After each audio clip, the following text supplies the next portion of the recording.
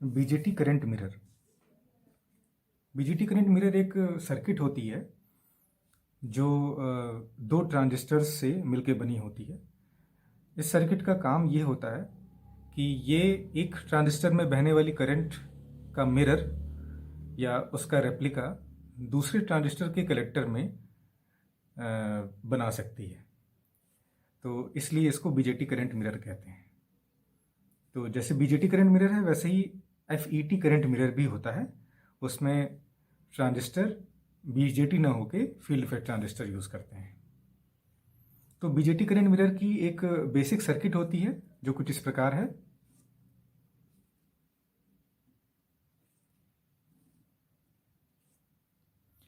सबसे पहले एक करंट सोर्स बनाते हैं हम लोग, आई रेफरेंस।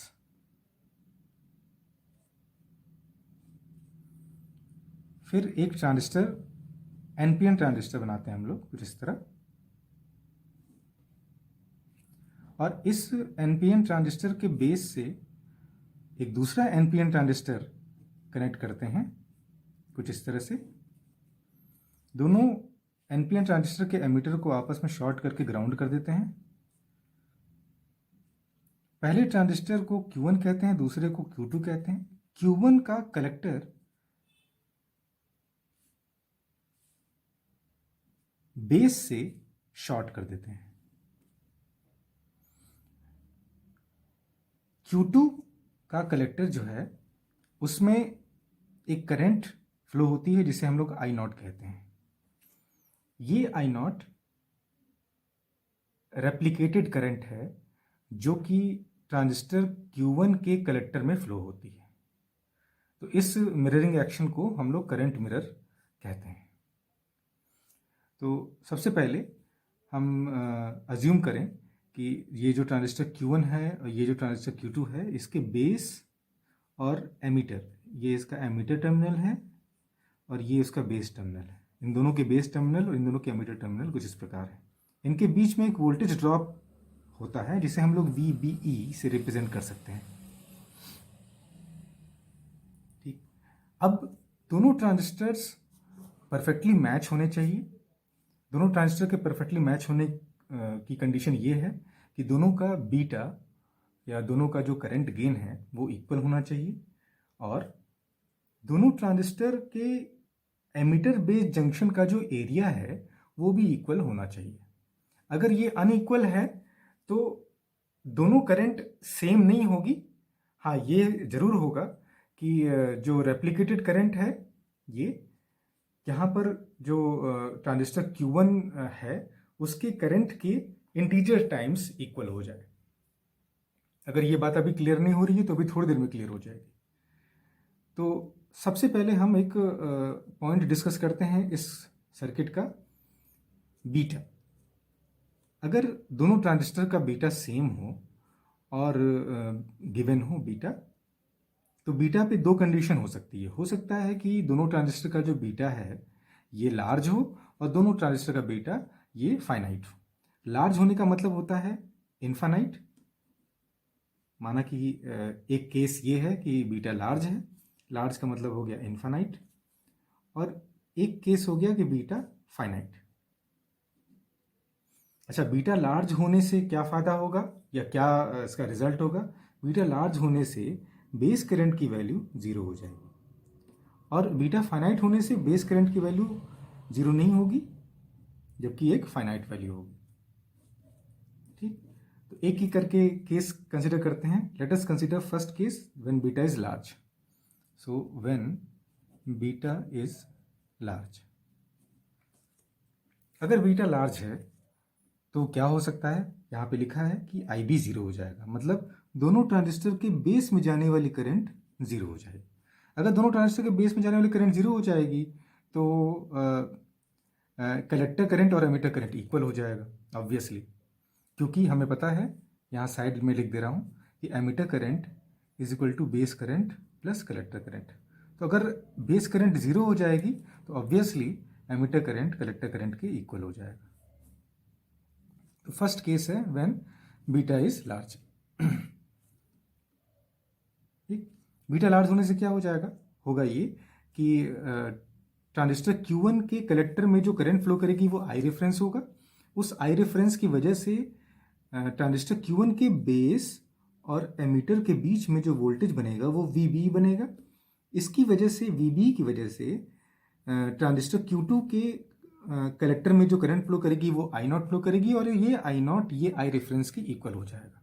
इसी को हम लोग मिररिंग एक्शन कहते हैं। तो in this case I0 is equal to I reference. यहां से हम लोग I0 और आई रेफरेंस का रेशियो निकालते हैं और इसे हम लोग कहते हैं current transfer ratio. In this case, इस केस में जब बीटा लार्ज है तो I0 अपॉन आई रेफरेंस दोनों इक्वल हो गए, तो करंट ट्रांसफर रेशियो की वैल्यू हो जाती है 1। ठीक। सेकेंड केस, जब बीटा फाइनाइट, अच्छा बीटा फाइनाइट होगा तो इस सर्किट में जो कंडीशन हम लोग ले रहे थे कि IB की वैल्यू यहाँ 0 हो जा रही थी, यहाँ पर IB 0 हो जा रहा था, तभी इधर वाली करंट पूरी इस करंट के बराबर और इधर वाली करंट पूरी इस करंट के बराबर आ जा रही थी। ये नहीं होगा, तो इस केस में हम सर्किट को दोबारा बनाते हैं।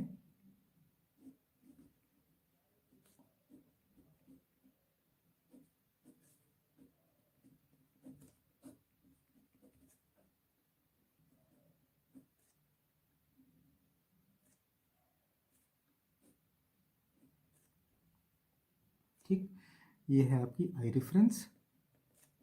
यहाँ जो करंट है इसे हम लोग कहेंगे IC। ये ट्रांजिस्टर है Q1, ये ट्रांजिस्टर है Q2। ठीक, तो ट्रांजिस्टर Q1 की जो कलेक्टर करंट है IC वो यहाँ फ्लो कर रही है। अच्छा, हमें पता है कि अगर दोनों ट्रांजिस्टर का जो मैच है और ये इनके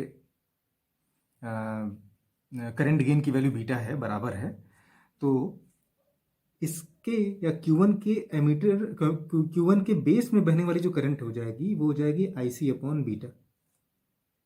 ठीक है। अच्छा, IC कलेक्टर करंट है, IC by beta base current है, तो ऑब्वियसली एमीटर करंट हो जाएगी इन दोनों का सम।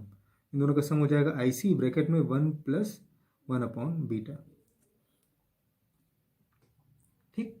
अच्छा, मिररिंग एक्शन से जो करंट Q2 के कलेक्टर में बह रही है जिसको I0 कह रहे हैं, I0 की वैल्यू IC के इक्वल होगी। ठीक है, I0 की वैल्यू IC के इक्वल होगी। तो हम कह सकते हैं कि due to mirroring action I0 is equal to IC। Equation number 1। ठीक है, तो I0 IC हो गया। अब हमको ये भी जानकारी है पहले से ही, जो कंसेप्ट हमने Q1 में लगाया कि Q2 में जो बहने वाली करंट कलेक्टर करंट I0 है, अगर यही IC है इसकी और यही I0 है, तो अगर ये I0 है तो इसकी बेस करंट कितनी हो जाएगी? This will be IC upon beta. तो ट्रांजिस्टर Q2 की भी base current IC by beta आ गई, ट्रांजिस्टर Q1 की भी base current IC by beta आ गई। ठीक, तो ट्रांजिस्टर Q2 की एमीटर करंट कितनी हो जाएगी? इन दोनों करंट का सम, इन दोनों करंट को ऐड करेंगे तो आ जाएगा IC ब्रैकेट में 1 प्लस 1 अपॉन बीटा। ठीक, तो अब हम यहाँ पर एक कंसेप्ट बता सकते हैं जो कि सर्किट एनालिसिस से क्लियर है कि अगर यहाँ से जो करंट आ रही होगी वो करंट दो हिस्सों में बट रही है, एक IC बाई बीटा और एक और IC बाई बीटा, इधर और इधर, लेफ्ट साइड राइट साइड, तो ये टोटल करंट कितनी हो जाएगी? 2IC by beta. अब हम लोग इस पर्टिकुलर नोड पर, इस नोड पर किरचॉफ करंट लॉ लगा दें जो कि कहता है इनकमिंग करंट बराबर आउटगोइंग करंट। तो अगर इनकमिंग करंट नीचे की तरफ है, आपको दिखाई पड़ रहा है, और आउटगोइंग करंट भी यहाँ नीचे की तरफ है और इधर की तरफ है, तो इनकमिंग करंट की वैल्यू कितनी है? आई रेफरेंस। और आउटगोइंग करंट आप देख सकते हैं IC इधर है, IC प्लस ये करंट कितनी है? 2IC by beta, 2IC by beta. यहाँ से हम लोग आई रेफरेंस निकालें, I reference is equal to IC common ले लें तो आ जाएगा 1 plus 2 by beta. Equation number 2। Equation 1 और 2 से हमको क्लियर है कि हम IC की जगह पे I0 यहाँ पर ले सकते हैं। ठीक है, IC की जगह I0 है वो यहाँ पर लिख सकते हैं। तो हम लोग लिखें I reference is equal to I0 1 plus 2 upon beta. यहाँ से फिर हम लोग करंट ट्रांसफर रेशियो निकालें, जो कि आई नॉट और आई रेफरेंस का रेशियो होता है। तो आई नॉट और आई रेफरेंस का रेशियो करेंगे, आई रेफरेंस को यहाँ डिनोमीटर में ले आएंगे, तो हो जाएगा 1 ये पूरा ब्रैकेट। तो current transfer ratio I not upon I reference निकाला गया, तो ये हो जाएगा 1/1 + 2/बीटा। ठीक, तो इस तरह से जब बीटा लार्ज है तो करंट ट्रांसफर रेशियो कितना आ रहा है, आई नॉट अपॉन आई रेफरेंस 1। जब बीटा फाइनाइट है तो करंट ट्रांसफर रेशियो कितना आ रहा है, 1/1 + 2/बीटा। इस कंसेप्ट को हम लोग कहते हैं BJT current mirror. Thank you.